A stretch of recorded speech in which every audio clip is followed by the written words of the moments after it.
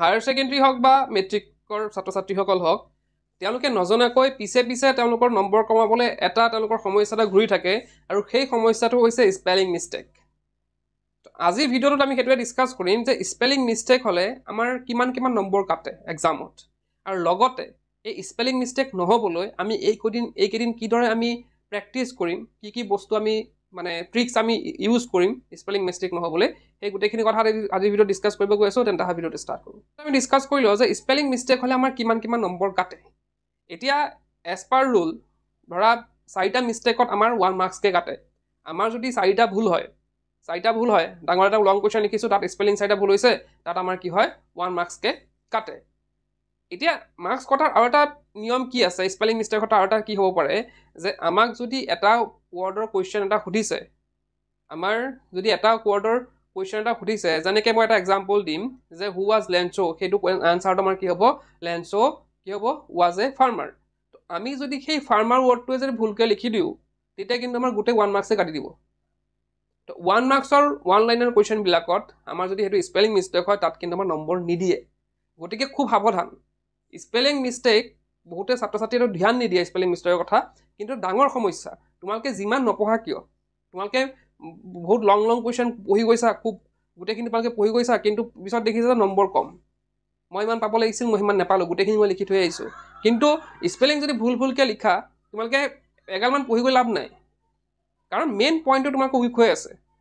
গতিকে আৰু যদি আমি স্পেলিং মিষ্টেকৰ কটা কথা কওঁ, কেতিয়াবা কি হয়, মইতো এটা হিচাপ দিলোঁ যে 4টা স্পেলিং মিষ্টেকত কিমান কাটে বুলি ক'লোঁ, 1 মাৰ্কছ কাটে। কেতিয়াবা ধৰা 5টা মিষ্টেক হ'লে তাতে 1 মাৰ্কছে কাটে, সেইখিনি নিদিয়ে আৰু সেইখিনি তোমাৰ এক্সামিনাৰৰ ওপৰত কথা, আৰু তেওঁলোকে ইমান নাকাটে।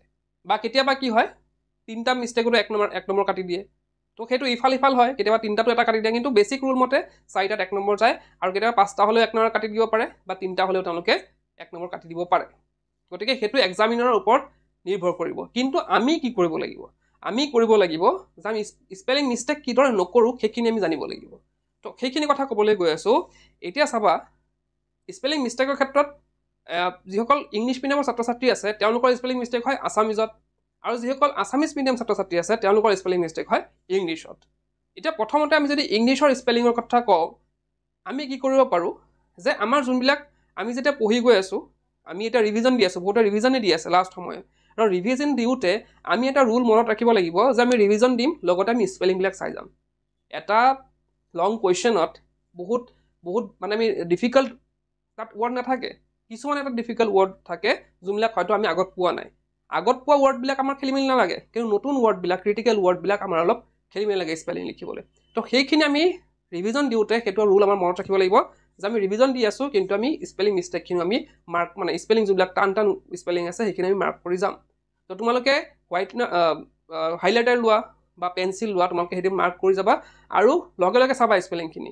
আৰু যদি বেছি ডিফিকাল্ট হয় তোমালোকৰ কাৰণে স্পেলিংবিলাক, তোমালোকে এক্সট্ৰাকৈ লিখিও প্ৰেক্টিছ কৰিব পাৰা। তাৰোপৰি ইংলিছৰ স্পেলিঙৰ ক্ষেত্ৰত আমাৰ প্ৰব্লেম কেতিয়া হয়, যেতিয়া এটা ৱৰ্ড লিখা থাকে আৰু সেইটো ৱৰ্ডে যেনেকুৱা ৱৰ্ডটো লিখা আছে সেইটো কিন্তু প্ৰনাউন্সটো বেলেগ ধৰণৰ হয়, প্ৰনাউন্সিয়েশ্যনটো অলপ বেলেগ ধৰণৰ হয়, তেতিয়া আমাৰ প্ৰব্লেমটো হয়। যেনে আমি এটা ৱৰ্ড লওঁ যে চুনামি, হয়নে? চুনামি ৱৰ্ডটো, চুনামি আগত কি লগাই দিলে, টি এটা লগাই দিলে, টি চুনামি। স্পেলিং কি হ'ব লাগিছিলে, টি চুনামি, হৈছে কি গৈ পেলাই তাত চুনামি। তো এই বস্তুটো কি হয়গৈ আমাৰ পিছত মানে পঢ়িবলৈ দিগদাৰ হয়, মনত ৰাখিবলৈ দিগদাৰ হয় যে মোৰ চুনামি স্পেলিং এইটো কি আছিল আগত। তো তেনেকুৱা এটা প্ৰব্লেম এটা আহি যায়। তো সেইবিলাক আমি তেনেকৈ মুখস্থ মনত ৰাখিব লাগিব। আমি পঢ়োতে চুনামি বুলি ক'ম, কিন্তু মনত ৰাখোঁতে আমি কি মনত ৰাখিব লাগিব, টি চুনামি।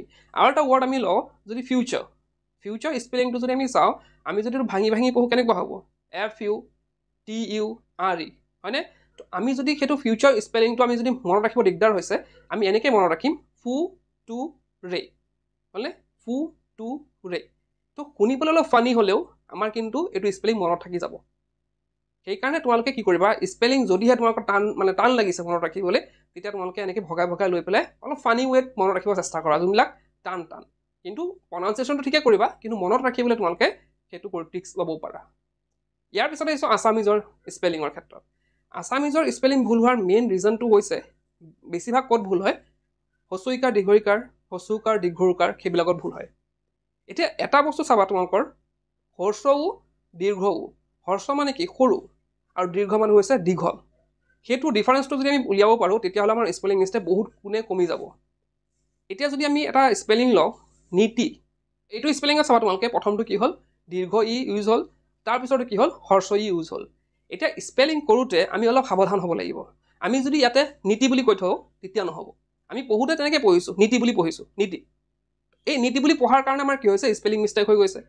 আমি ইয়াক একচুৱেল যদি ফৰ্মত পঢ়িব যাওঁ নীতি, নি বুলি কওঁতে আমি ই উচ্চাৰণটো অকণ দীৰ্ঘ কৰিব লাগিব, নীতি। আৰু তাৰ ওপৰত যোনটো হৰ্ষইকাৰ আছে, হৰ্ষ মানে সৰু, সৰুকৈ উচ্চাৰণ কৰিব লাগিব, তি, নীতি হ'লনে, নীতি। তো আমি স্পেলিং কৰোঁতে সেইটো প্ৰচেছত যদি আমি যাওঁ, ঠিক তেনেদৰে আমি হৰ্ষ উ দীৰ্ঘ উকাৰ সেইবিলাকত আমি কি কৰিব লাগিব, এইটো ফৰ্মুলাই ইউজ কৰিব লাগিব। যোনটো হৰ্ষ হয় সেইটো সৰুকৈ আমি ক'ম, আৰু যোনটো দীৰ্ঘ হয় অকণ দীঘলীয়াকৈ ক'ম। তো এইটো প্ৰচেছত তোমালোকে যদি এইকেইদিন প্ৰেক্টিছ কৰা, মই ভাবোঁ তোমালোকৰ স্পেলিং মিষ্টেকবিলাকো দূৰ হৈ যাব। কাৰণ এইবিলাক এটা আমাৰ মাত্ৰাতে বেছি দিগদাৰ হয়।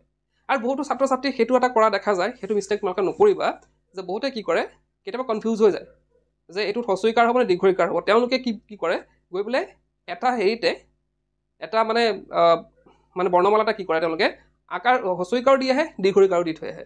তো তেওঁলোকে ভাবে যে এক্সামিনাৰ চাওঁতে যোনটো শুদ্ধ হয় সেইটো লৈ ল'ব আৰু দুটা ভৰাই থৈ যাওঁ। তো সেইটো ভুল কেতিয়াও মিষ্টেক নকৰে, এইবিলাক পূৰা চিলি মিষ্টেক। সেইবিলাক দেখিলে কিন্তু এক্সামিনাৰ মূৰ গৰম হৈ গোটেইটো কাটি থৈ দিব। গতিকে তোমালোকে এনেকৈ যদি প্ৰেক্টিছ কৰা, অসমীয়াৰ ক্ষেত্ৰতো তোমালোকে লিখি লিখি প্ৰেক্টিছ কৰিব পাৰা। তো আমি যদি প্ৰেক্টিছ কৰোঁ লিখোঁতে লিখি লিখি সেইখিনি আমাৰ স্পেলিং মিষ্টেকখিনি দূৰ হৈ যাব। তো এইখিনি আছিলে স্পেলিং মিষ্টেকৰ কথা। এইখিনি কিন্তু তোমালোকে খুব মনোযোগ দিবা।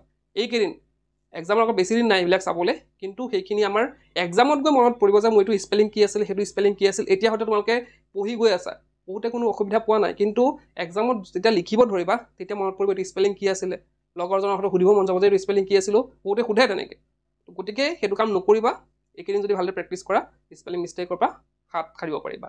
ইতিমধ্যে আমাৰ তৰফৰ পৰা ইংলিছৰ 25খন ডিষ্ট্ৰিক্টৰ MCQখিনি ছল্ভ কৰি এখন ইবুক প্ৰস্তুত কৰা হৈছে। তো কিদৰে কালেক্ট কৰিব লাগিব ডেছক্ৰিপশ্যনত গোটেই ডিটেইলছত দিয়া হৈছে, তাত চাই কালেক্ট কৰিব পাৰা। তেন্তে আজি ভিডিঅ'তে থাকে ক'লোঁ, কিপ ৱাচিং।